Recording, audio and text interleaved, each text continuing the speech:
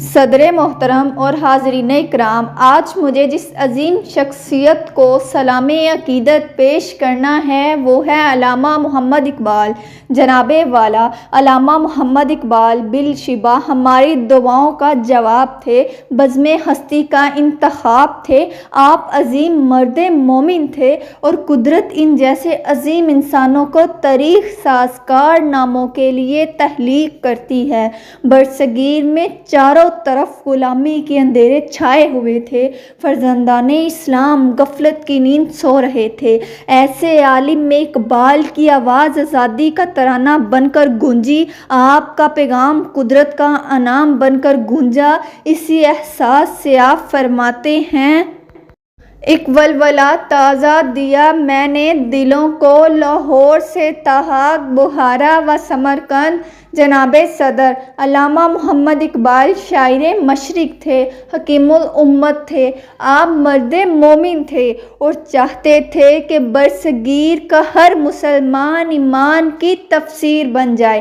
آپ نے مردہ دلوں کو حیات نو کا نغمہ سنایا، گرتے ہوئوں کو اٹھایا، غلامی میں بھٹکنے والوں کو صبح آزادی کا جلوہ دکھایا۔ اس مقصد کی خاطر آپ نے ایمان و یقین کے چراغ روشن کیے اور مسلمانوں کو سمجھایا کہ جب اس انگار خاکی میں ہوتا ہے یقین پیدا، تو کر لیتا ہے یہ بالوں پر روح الامی پیدا۔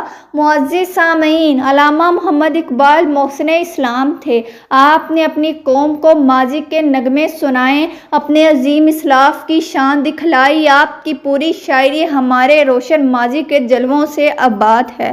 آپ چاہتے تھے کہ آج کے مسلمان اپنے عظیم بزرگوں کے کارناموں پر ایک نظر ڈالیں تاکہ انہیں آزادی کی قدر و قیمت کا احساس ہو سکے۔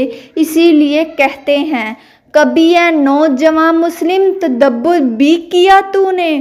وہ کیا گردو تھا جس کا ہے تو ایک ٹوٹا ہوا تارا؟ تجھے اس قوم نے پالا ہے آغوش محبت میں، کچل ڈالا تھا جس نے پاؤں میں تاج سر دھارا۔ جناب صدر اقبال نے مشرق کو دیکھا، تعلیم کے لیے یورپ کی درس گاہوں میں گئے، وہاں کی تہذیب و تمدن کی چکا چوند دیکھی۔ انہیں احساس ہوا یورپ کی چمک دمک عارضی ہے، جبکہ اسلام کا تہذیبی جمال حقیقت میں لازوال ہے۔ آپ کی نظروں میں عشق مصطفیٰ ملون انعیم کا نور بسا ہوا تھا، اسی لیے یورپ کی تہذیب آپ کو متاثر کرنے میں ناکام ہو گئی۔ چنانچہ بڑے فخر سے محبت رسول کا اظہار فرماتے ہیں، خیرہ نہ کر سکا مجھے جلوہ دانش فرنگ، سرما ہے میری آنکھ کا خاک مدینہ و نجف۔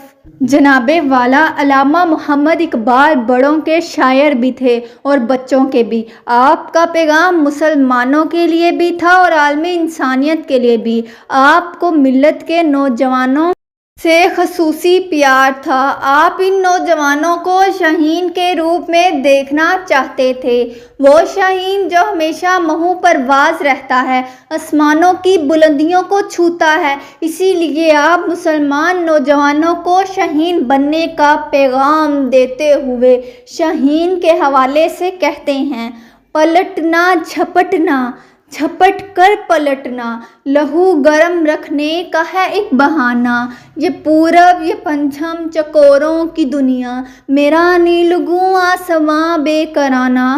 صدر محترم اقبال کی آواز دلوں میں اتر گئی اور فرزندان اسلام شاہین اسلام بن گئے۔ اقبال ماضی، حال اور مستقبل کے شاعر تھے۔ سب سے بڑھ کر آپ کی خواہش تھی کہ مسلمان حضور نبی کریم کے سچے غلام بن جائیں۔